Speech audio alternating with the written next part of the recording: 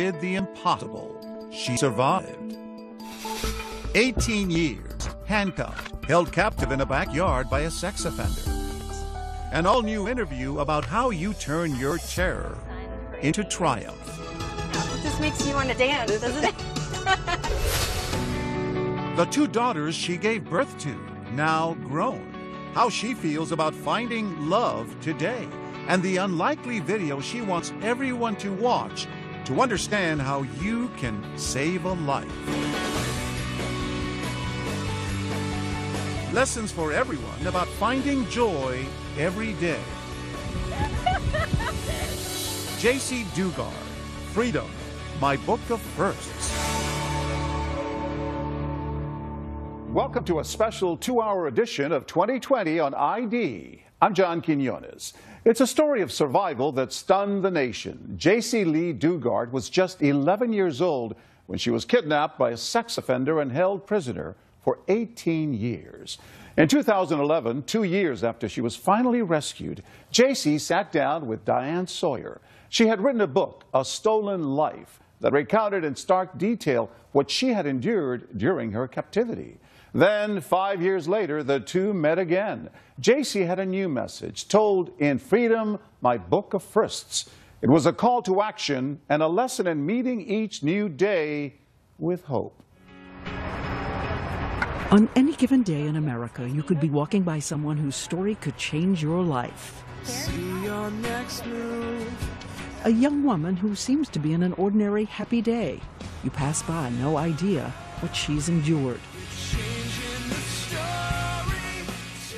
No idea that she was once a little girl taken captive by a sex offender, held prisoner for 18 years, surviving his rages, his abuse, giving birth to 2 children in a hidden backyard. This was Jaycee Lee Dugard when her childhood was stolen. This was Jaycee Lee Dugard 5 years ago when she talked to me after her rescue. My world changed in an instant. And this is Jaycee Lee Dugard today. Re-emerging out of her privacy with lessons she's learned in the past 5 years. Thank you. About transforming suffering into joy every single day. Oh, this is my favorite. An unexpected masterclass in resilience and renewal from someone who had to learn life's toughest lessons at age 11. Look at her. It's as if time stopped. Do you feel 35? 36. I'm 36. closer to 40. Oh. Say I look a little bit older, please. Sorry. I feel old. I feel like I've lived a lot of lifetimes, you know, and I don't really, I don't know, I don't really put an age to myself. When you look in the mirror, do you? Yes. You do? No, I mean like when you look in the mirror, do you? Yes. Even her face, in some ways, a constant reminder of the time stolen from her. All those years as a captive in a predator's backyard, a prisoner inside a shed. Your skin. No sun for 18 years. But you said your eyes are still very sensitive to light. Yeah, very, very sensitive to sunlight. A scar, invisible to the world. Scars she says she accepts in the life she now lives with her mother and her daughters, the one she gave birth to in captivity. I don't think there's anything inside me that isn't in anybody else. It's taken a lot of time, and it hasn't come overnight. You know, you have to put in the hard work and cry and for sure laugh about everything that you can. She says sometimes you can only find the light by looking straight through the dark memories. What it was like being in the backyard, it's always there in the back of my mind. Never really goes away. The backyard, that's always how you call it. The fences. The prison backyard. There is no way to tell you about the triumph of Jaycee Dugard today without taking you back. Hello? To those last moments when she was still a safe and happy little girl. An 11-year-old who loved her mom, her little sister, a cat named Monkey, and school and books and stories, and by holding on to the memory of everything she loved, survived and would triumph after a battle in a monstrous backyard, where a convicted sex offender let out of prison early Philip Garrido and his wife Nancy, kidnapped her, handcuffed her, imprisoned her, forced her to give birth outside. And over again, dozens of times, law enforcement would miss the easy opportunities to find and save her. For 18 years, she'd be forbidden to say her own name. So this is how her book, A Stolen Life, begins. Let's get one thing straight. My name is Jaycee Lee Dugard. I was kidnapped by a stranger at age 11, and I want Philip Garrido to know that I no longer have to keep his secret. You would never know what she survived. Oh, my pine cone? Unless you notice how her face changes when she speaks of the past. And the charm around her neck, it's a pine cone. Back then, it was the last thing I touched. You know, the last grip on me. Now it's a symbol of hope and new beginnings, and that there is life after something tragic. It is June 10th, 1991. Jaycee Dugard wakes up in this house in Lake Tahoe, California, where her family's moved because it's a safe place to live. She's in the 5th grade and remembers worrying about the field trip coming up because she's so shy. Remembers dressing in her favorite all-pink outfit. And she remembers the mom she absolutely adores had to leave early for her work as a typesetter at a print house and didn't do something she said she would do. She said that she'd give me a kiss goodbye. She didn't. I wasn't mad. I just, thought I'd catch her when I got home, tell her, you got to give me a kiss next time, She also remembers there was something she had wanted to ask her mom. I wanted to ask my mom if I could shave for the field trip. Shave your legs? Yeah. Big question Didn't want to be for her. embarrassed. Yeah. Didn't want to be embarrassed. So that was the big question on my mind. She walks up the hill from the house to catch the school bus, the way her mother taught her, looking out for traffic. Walked up the side of the hill. That was the safe way to go against traffic. And halfway up, I thought, oh, somebody's looking for directions. A gray car pulls up. A man rolls down the window. And his hand shoots out, and I just feel numb. My whole body is tingly. I don't know what it's from. I fall back in the bushes. She had been paralyzed by a stun gun. I lost control of my bladder. I wasn't even embarrassed. No time to be embarrassed.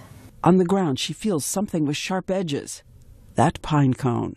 The last thing she touches before she comes to, face down on the floor in the back seat of a car. I remember my throat felt very dry and scratchy and like I had been screaming, but I don't remember screaming. The man behind the wheel is that convicted sex offender, and holding her down on the floor in the back is his wife, Nancy. The district attorney believes Nancy scouted the little girl for her husband as a prize. Did they say anything? Did you hear anything? No, not at first. After we were driving for a while, I heard the driver say, I can't believe we got away with it.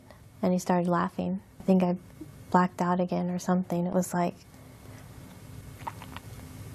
the most horrible moment of your life times 10. 120 miles later, this is where the car stops, a house on a neighborhood street. Garrido tells her to be quiet. I said, I think it's probably one of the only things I said was, my family doesn't have a lot of money, they can't pay the ransom. That's what I kidnap as ransom, right? Yeah.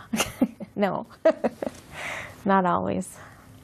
He is 40 years old, 6 feet 4 inches tall, 196 pounds. She is 11, 4 feet 6, 80 pounds. He takes away the pink clothes she dressed in that morning. The only thing she has left is a little ring shaped like a butterfly. She will hide from him for 18 years. There was a pallet on the floor, and then he said he'd be back later. And he shut the studio or the soundproof door, and then the other door with the lock. You heard Remember that lock? Yeah. I can still hear it consciously, or when I'm awake. Just some sounds and smells and just don't leave you. He warns her there are dogs outside, Dobermans. They'll attack if she tries to escape.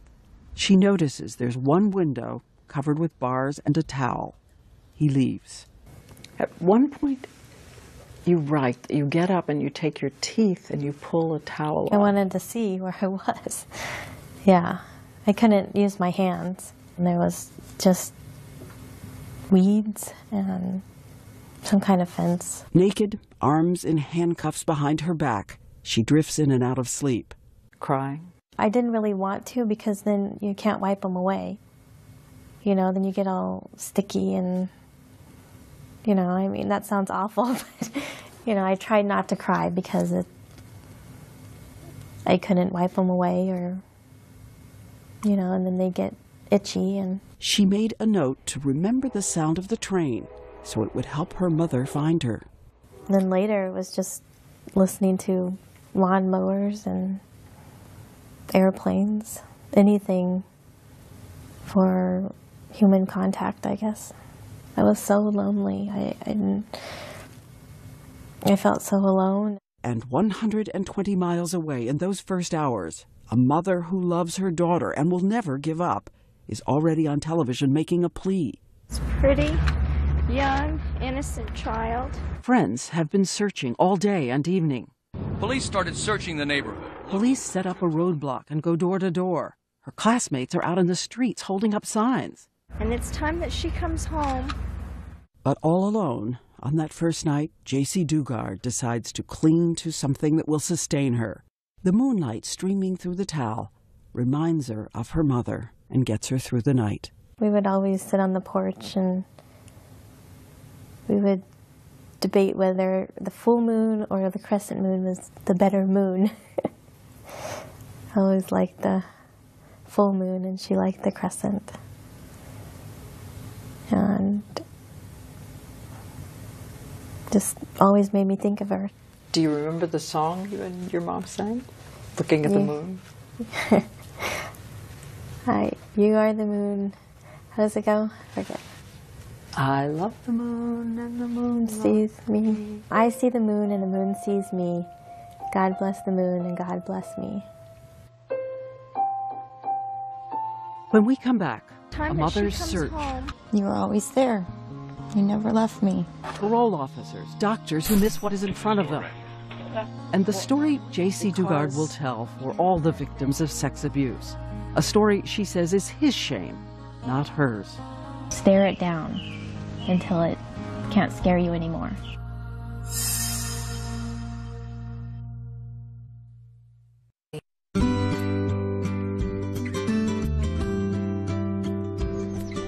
We meet up with Jaycee Dugard at a ranch near her house. For the past 5 years, she's been coming here.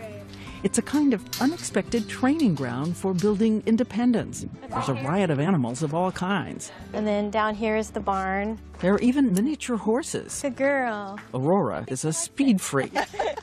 After all the obedience and forced submission for 18 years, she has had to learn the basics of becoming herself, how you make choices, and the ordinary interactions of buying something in a store.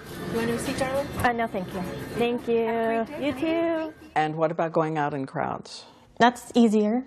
I prefer not crowds. Still. Yeah. She says the hardest thing to conquer is the terror embedded inside you, for instance, of strangers and what strangers can do. Okay. This is Philip Garrido. In a video obtained by ABC News, he is singing one of the songs he wrote. He told everyone he was a musical genius on the verge of a big break. He also claims to be a religious visionary, calling himself the Witness, rambling on about the Bible, saying he was chosen to hear the voices of demon angels in the walls, in the ground, and that he'll save the world. His first arrest was 1972 for raping a 14-year-old girl who was too afraid to testify, so the case collapsed. 5 years later, he took a woman into a rented storage container and raped her for 8 hours. He would be sentenced to 50 years in prison, but for some reason, the parole board decided to release him after just a quarter of that sentence was served. First week, in June 1991, the 11-year-old girl, handcuffed, arms behind her back, is aching, skin rubbed raw. Philip Garrido is her only human contact, and for those first few days he just comes, sits, tells her funny stories, brings her soda and fast food. A classic approach for a pedophile. Then one day, he brings her a treat, a milkshake. She is still in handcuffs. My first taste of pure evil. You knew it was pure evil? Yeah. It is the first day he rapes her. I mean, maybe I didn't register that and go, oh my God, you're evil. But your body and there's something inside of you that knows this is not right. The pain the abject fear. Afterwards, she remembers seeing a trail of ants make their way towards that untouched milkshake. At one point, he gives her a TV, tuned in to QVC. I would fall asleep to the sound of jewelry being sold, but at least it was talking. Her only company is a spider on the wall. She names Bianca. There was not a day that I didn't cry. I felt like there would never, ever be a day that I wouldn't cry again. Garrido threatened to sell her to other people, so she would promise to do more for him. And then, a month and a half after the first rape, he moved her to a new shed and put the stun gun out on the table where she could see it. He told her demon angels, voices in his head, had revealed that she was supposed to help him with his sexual problems. And that you were saving other little girls. Yeah. Yeah, how stupid is that? He cuts out pornography, dresses her up in makeup, mascara, tight dresses. Snatching a little girl and then making her dress up. You know, it's all about control for him, for these other freaks that do this. She has written how he smoked methamphetamine and began the 24-hour marathons of sexual abuse. I remember one night when he dressed me up. She remembers looking in the mirror. All I saw was a frightened girl who I didn't even recognize, with mascara running down her cheeks and the saddest face I had ever glimpsed staring back at me. She's afraid what he'll do if he sees her tears. I did not want to provoke the sleeping dragon. Are there things from the backyard that you still can't confront, that you have not written, that you have not even allowed yourself to say? No, I've let it all out, because you can't keep that kind of stuff inside. It is not her shame. Those things happen to her. They're not who she is. This is Jaycee Dugard's therapist, Dr. Rebecca Bailey, who says you have to stare fear in the face until it cannot hurt you anymore. She wrote again about the sexual abuse. Did you ever feel like saying to her, don't write it anymore, don't talk about it anymore, let that go? No, because I think one of the most important things of working with survivors of abduction is allowing them to have choices in every single thing they do. So I never thought she wrote too much about it or too little. I think she wrote just what she needed to do for her. What's the most haunting memory? That lock, hearing the lock. I know I said that earlier, but for some reason that. And the bed, it was a squeaky bed. Squeaky pull-out bed. I guess the noise, the sounds. It's weird what sticks in your head, but sounds. How did you stay sane? I don't know. I was still alive. There was still hope. Still hope. I'm trying to imagine how you are coping. I'm trying to imagine. I don't know. I can imagine being beaten to death, you know, and you can imagine being kidnapped and raped, you know, so it's just, you just do what you have to do to survive. She says she is telling her story so that the thousands of other survivors of sexual abuse know that survival is your strength, not your shame. It's that T.S. Eliot quote you have in your book. Yeah, I had about hope. Thinking I have to hope in something. Hope was in the wrong place. But sometimes you just have to hold on to any kind of hope to survive. When we come back, a mother moving heaven and earth to find her child, and 7 months into Jaycee's imprisonment. Some ways she's just as evil as Philip. A new jailer, new fears. Very twisted minds.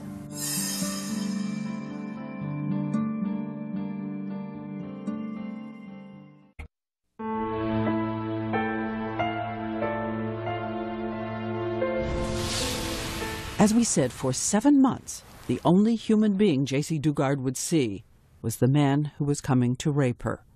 Back home, that field trip she had worried about was long over. Back home, her 5th grade classmates have now graduated elementary school. Her mom is raising her little sister, feeding Monkey the cat, and asking everyone to keep searching and believing Jaycee will return. She is coming home. That gives me a lot of hope, a lot of optimism. Somebody's, feeding me dreams for a reason. And by the way, her biological father had left the family, was never in Jaycee's life. There was a stepfather, but Jaycee was not close to him. 2 hours away, Jaycee is now being moved back and forth from the soundproof room to the larger room where she's handcuffed to the bed. Her only company, a spider, she names Bianca. Then one day, 7 months in, Garrido says there is someone he wants her to meet, and he wants them to be friends. She enters the picture. Yes. Nancy. Nancy Garrido is his wife. They had met in a visiting room at Leavenworth Prison. He, a prisoner there, she visiting her uncle. She, a Jehovah's Witness. He talked to her about the Bible. She became his partner in the hunt for little girls. She was the other person in the car that day, the one who pinned Jaycee Dugard to the floor after the two of them had stun-gunned and grabbed her. Now, when she first walks in, she brings a purple bear. In days to come, a Barbie doll, chocolate milk. I was so lonely. I craved any kind of attention. I wanted her to like me. Because I felt like if she doesn't like me, then I'm going to get in trouble. Jaycee remembers using the cartons from the chocolate milk to try to make furniture for her Barbie. Nancy starts bringing me meals. There's a TV over there, so I could watch TV as long as it was low. she told you she was sorry what they had done to you? Mm-hmm. She told me that. She cried too. In some ways, she's just as manipulative because she would cry and say, I can't believe that he did this. I wish he would have got a headache that morning that he took you. And she knew everything. Yeah, she knew everything. Everything. What makes somebody do that in the first place? Take somebody else's child just to satisfy your husband. I don't know, she's just as evil as Philip. Very twisted minds. Twisted. Okay. Does it say record still? Yes. Good. And remember the video of Philip Garrido playing his guitar? In fact, he is at a children's playground. His wife Nancy is holding the camera and will furtively move it off him away to gather pictures of little girls. You got me real good? Yes. I can see you really good. And don't forget, he is a convicted sex offender supposed to be monitored by law enforcement, at times even tracked by an ankle bracelet. As we said later, we will go to law enforcement and seek answers. When they are arrested, Nancy Garrido will also be charged with kidnapping and rape by force. We remember a moment from the courtroom. Philip Garrido, Nancy Garrido, in a jury box separated by their lawyers. When suddenly he looks at her and mouths the words, I love you. And like her husband, Nancy Garrido will use manipulation on their 11-year-old prisoner, alternating motherly concern with coldness and cruelty. Jealous. Very jealous of me for some reason. Like I wanted her husband to rape me. Very jealous and sick. She worked by day as an aide in a nursing home, but when Philip Garrido vanished for a month, she replaced him as jailer. A whole month. He's gone. Yeah, she said that he was on an island with a friend, but he was actually sent back to prison. Only for failing a drug test. So it's the two of you. Yeah. She would lock us in every night. She wanted to watch this scary movie called The Unborn. It was awful. It was very scary. And then she would leave in the morning and lock the door. And the two of them also worked together to use Jaycee's love of animals to manipulate the little girl, giving her kittens that would then mysteriously vanish. Well, it was Tigger, and then it was Snowy, who, I don't know what happened to her. Another kitten was named Eclipse, a girl kitten. Jaycee loved so much she asked for paper and a pen to make a little diary. She writes how grateful she was for the little kitten and how much the Garridos told her they paid for her, adding, last night I started to cry and she heard me. She came to me and sat next to me, and after that I felt a little better. She means more to me than my own life. I see her love for me. And every entry is studied with a little heart on a string, like a balloon. The little kitten Eclipse would also disappear during one of Garrido's drug-filled runs. Garrido happened to notice that his captive had signed her name, Jaycee, on that journal. I actually wrote my name, Mm-hmm. and I tore it.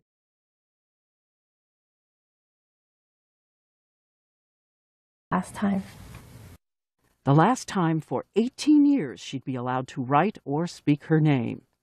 Losing her name and fighting to hold on to the memory of the face that is keeping her alive, her mom. I wanted to see her more than anything. And worried you'd forget.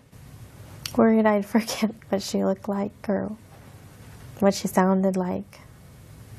Would she forget me? Would she want you after this?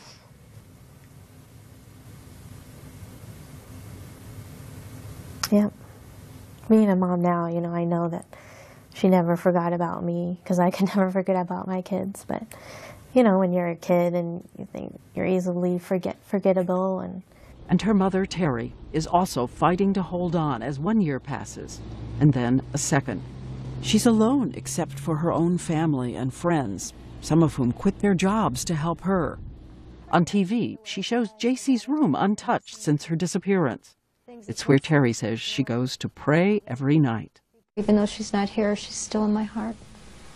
And when 34 months have passed, 1,029 days since Jaycee Dugard was kidnapped, sometimes the handcuffs would come off.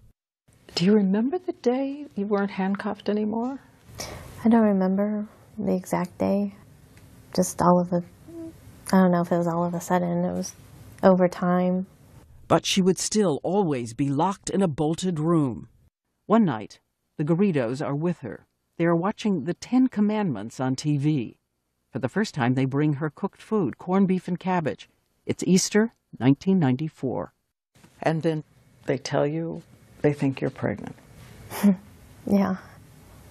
4.5 months pregnant, 13 years old. When we come back, Jaycee recounts the ordeal of giving birth. You're in labor and there's nobody there.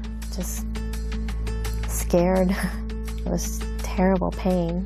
Didn't know what was going on. And a new fear. He held her in a chair and prayed that he would never hurt her. Stay with us.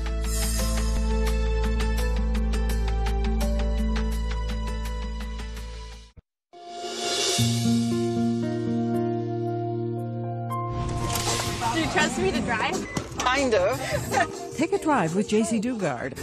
Happy. And somehow, everything means more.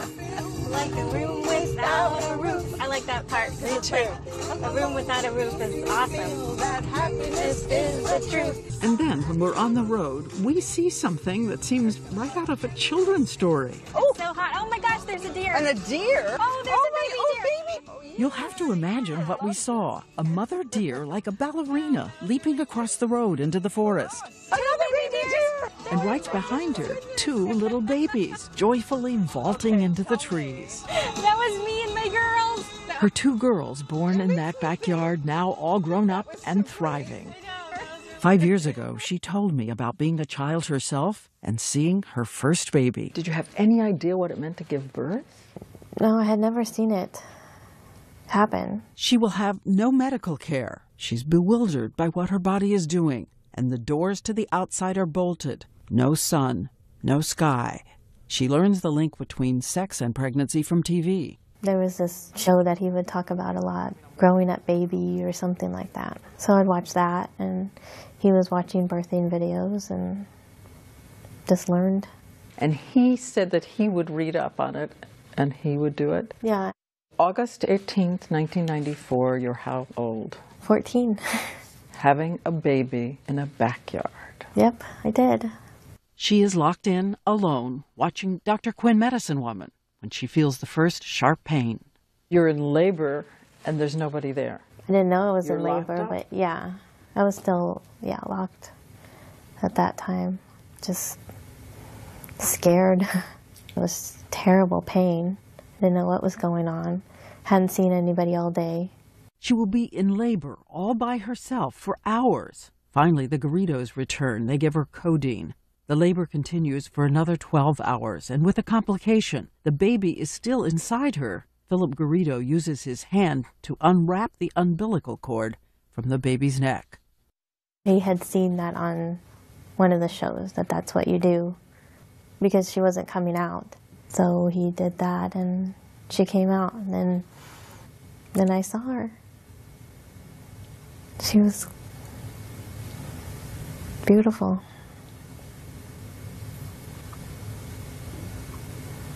I felt like I wasn't alone anymore. I had somebody that was mine. I wasn't alone. And I knew I could never let anything happen to her. I didn't know how I was going to do that, but I did. And when Garrido takes the baby, he held her in a chair and prayed that he would never hurt her. Was it your terror? Yeah.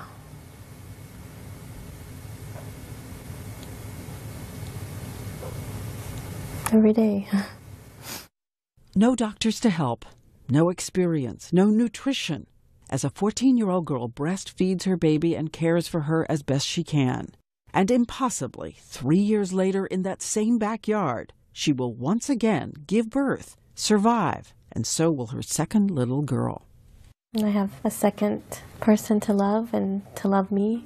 She now has 2 children locked in a room with her. She will breastfeed a total of 6 years straight and watches TV to learn everything she can about being a good mother. Years into her ordeal, for the first time, she will be given a tiny measure of freedom. Garrido builds a fence walling off the entire backyard and places a little tent outside. And one day, she writes, she gets to walk outside for the first time in 6 years. I can feel it, she writes, the sun warm on my face. And experts who study survival say nearly all those who make it through long seasons in hell find some way to create meaning no matter the reality of their day. Amid the trash and squalor, you planted little flowers. Yeah, I like to garden. This was your garden? Yep. Even little flowers in the tent. And she hoards the children's books they gave her. She has an idea. For her girls, she'll create a little school. We had math, social studies, English, and history was the other one. And I would teach them the best I could. I only had a 5th grade education, so my math wasn't my strongest suit. In a secret act of defiance, she saves little scraps of paper and begins writing a journal she manages to hide from him. Sometimes it still sounds like a child. I would live in my own world, and I would have superpowers, like the power to heal people and animals. Sometimes she wonders if out in the world there could be a soulmate for her. The physical abuse was all I knew. But things that I saw on television were so different. And, I don't know.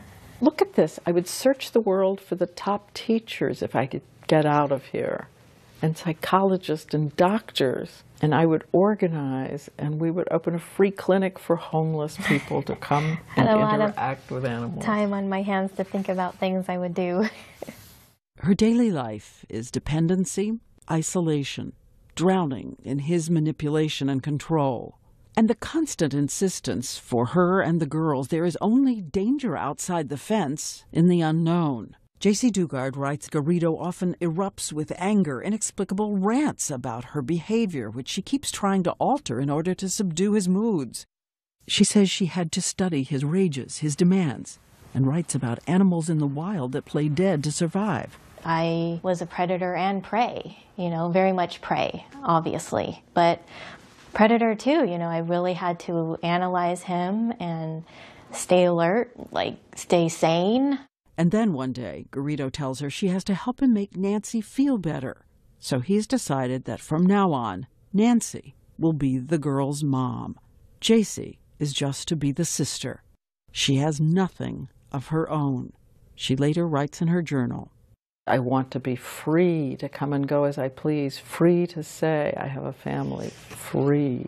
Free to have my family. And next, the great mystery. Why didn't she try to escape? Did you think about taking those two girls and running?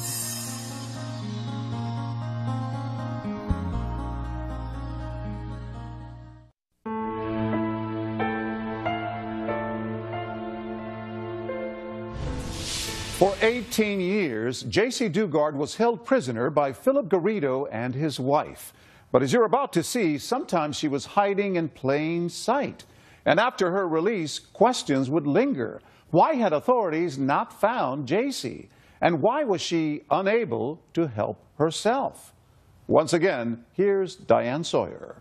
Why is this door blocked? You're looking at a home movie the Garridos made of a parole officer going through their house. One of the 60 regular visits parole officers will make to check up on a sex offender. The voice you hear is Nancy Garrido taunting the officer. What does a parole agent do for his parolee? Ma'am, you can come in the office and we'll discuss that. As the parole officer fails to find Jaycee Dugard 30 feet away. On another occasion, Garrido actually lets her into the house. She even has a casual exchange with a parole officer, not daring to say who she was.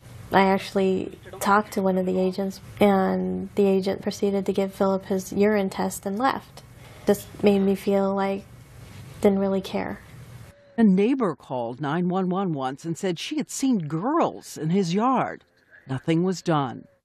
And so more and more years go by, summers, fall, winter. Jaycee Dugard's little friends from the 5th grade are now entering college. She has been told to take a new name. Who were you? I was Alyssa. I liked the actor Alyssa Milano and Who's the Boss. I couldn't be Jaycee, so I picked another name. And who were you inside when you would be out among people? Hiding. Afraid I'm going to make a mistake and do something wrong. And no one seemed to see you? No, nobody noticed. She said by then she'd gained weight and her blonde hair had turned brown.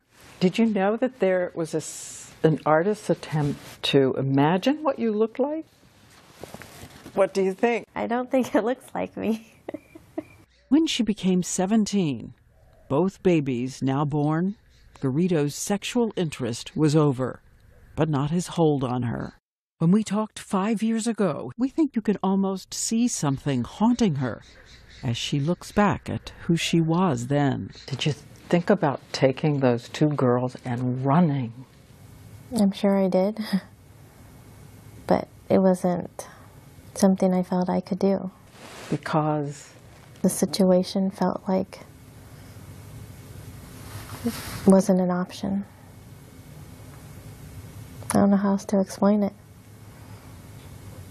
There was no leaving. What would it have taken for you to believe you could leave? I've asked myself that question many times. The mind manipulation, plus the physical abuse I suffered in the beginning. There was no leaving. Maybe if one of the girls were being hurt. And everyone who thinks that maternal impulse would just scoop them up to run doesn't... They were safe. I was being told that the outside world was dangerous. I couldn't ironically enough, filled with rapists and yes, pedophiles. and pedophiles. I couldn't protect them out there.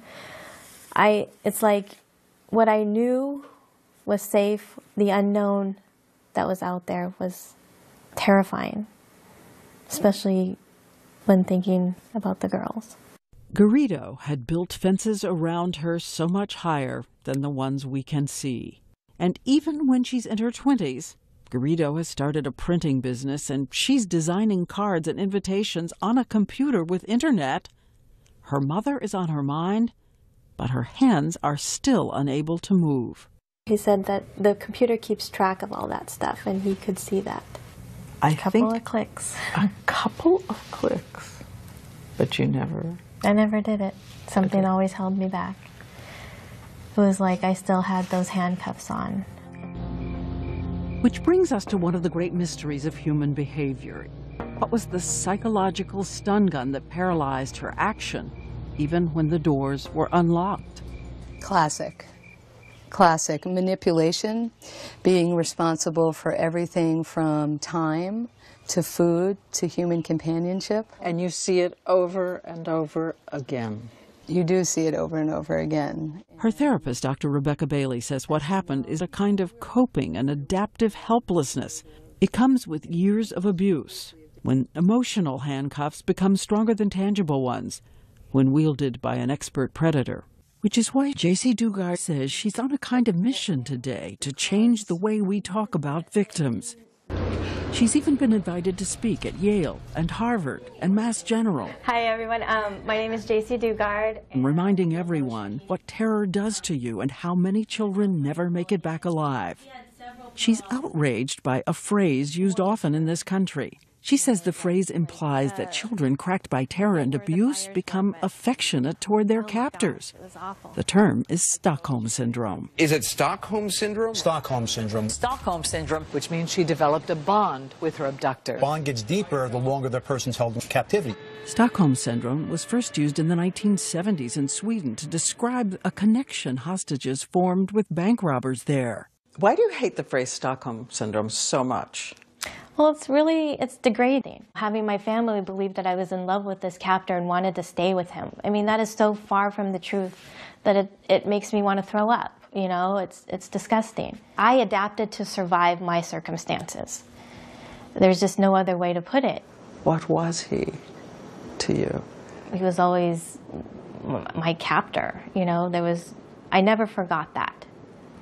Never forgot that. But even as Jaycee Dugard was drowning in the undertow of Philip Garrida's paranoia and control, she managed to cling so fiercely to her fading memories of mother, love, and hope. And look again at her secret journals, where she makes a little list of dreams for the future. First thing on the list. See my mom. See my mom.